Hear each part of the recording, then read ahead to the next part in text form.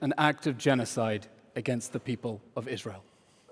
Its death squads invaded with a clear mission: to massacre as many people as they could, as sadistically as they could, and to take survivors as hostages.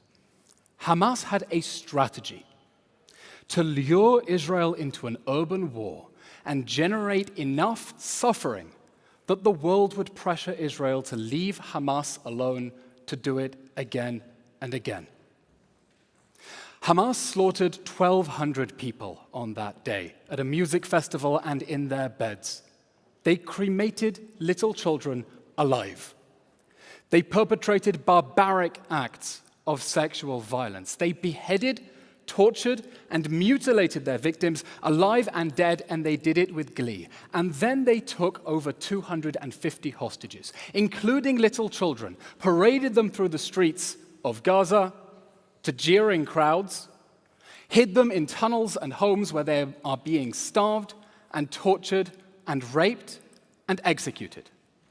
It was the deadliest terror attack in world history after 9/11, the bloodiest massacre of Jews since the Holocaust, and the opening shot of the Iranian regime's regional war against Israel on 7 fronts.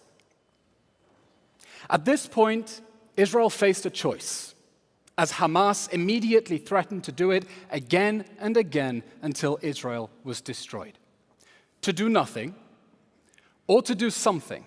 Both would have consequences. Doing nothing meant letting Hamas get away with October 7th, leave it free to do it again and again, only this time with thousands of dangerous terrorists released from jail and with its popularity skyrocketing.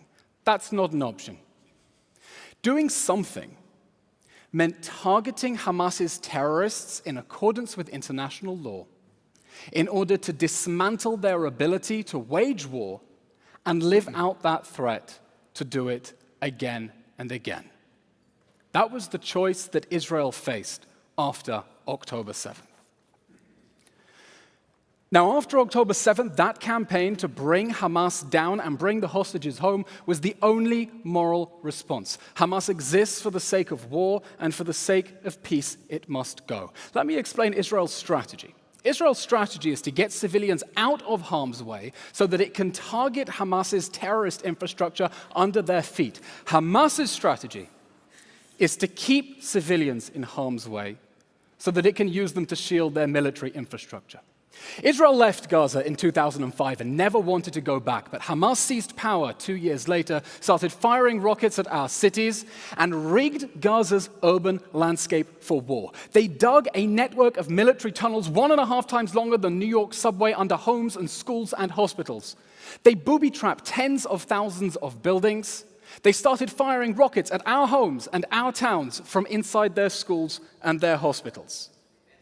In response, Israel's actions are to target Hamas's terrorists and to take unprecedented efforts to keep their civilians safe from their own leader's sick strategy to sacrifice them on the altar of jihad. That's why it keeps repeatedly urging them to get out of harm's way from Hamas strongholds and flooding the area with over 1 million tons of aid, because it keeps saying this is a war against Hamas, not the people of Gaza.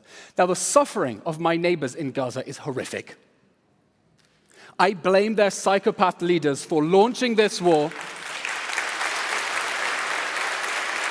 fighting it inside civilian areas, and refusing to release the hostages and surrender.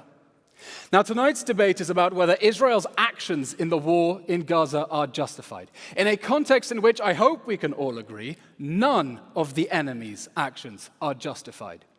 Because we are fighting a jihadist army that has as much respect for humanity and law as Mehdi Hasan has for the truth. Mehdi may say,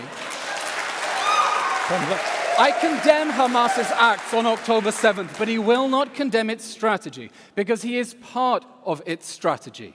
Hamas is counting on its defense attorney to shield it from the consequences of the war that it started and deflect blame onto Israel so it can do October 7th again, maybe because they share a goal that Israel shouldn't exist. Mehdi Hasan will say tonight that October 7th does not justify Israel's actions in this horrible war. My question then is this. Eylon, I'm sorry, your time is up. What does October 7th? I'm sorry, your time is up. Thank you.